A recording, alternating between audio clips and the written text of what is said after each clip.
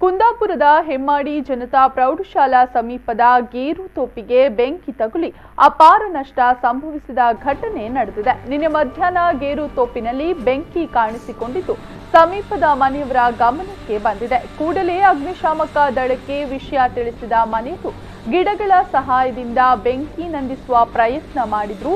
ಬೆಂಕಿಯನ್ನ ಹತೋಟಿಗೆ ತರಲು ಸಾಧ್ಯವಾಗಿಲ್ಲ. ಕುಂದಾಪುರದ ಅಗ್ನಿಶಾಮಕ ದಳದವರು ಸ್ಥಳೀಯರ ಜೊತೆಗೂಡಿ ಸುಮಾರು 1.5 ಗಂಟೆಗಳ ಕಾರ್ಯಾಚರಣೆ ನಡೆಸಿದ ಬಳಿಕ ಬೆಂಕಿಯನ್ನ ಹತೋಟಿಗೆ ತರಲಾಗಿದೆ.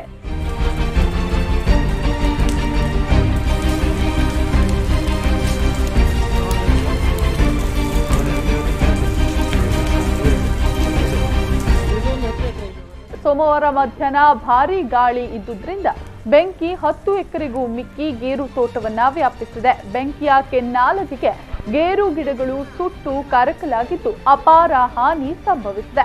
ಜನತಾ ಪ್ರೌಢಶಾಲೆಯ ಸಮೀಪದ ಸರ್ಕಾರಿ ಗೇರು ತೋಪಿನಲ್ಲಿ ಅನೈತಿಕ ಚಟುವಟಿಕೆಗಳು ಹಾಗೂ ಇಸ್ಪೀಟ್ ದಂಧೆ ನಡೆಯುತ್ತಿದೆ ಎನ್ನಲಾಗ್ತಾ ಇದೆ.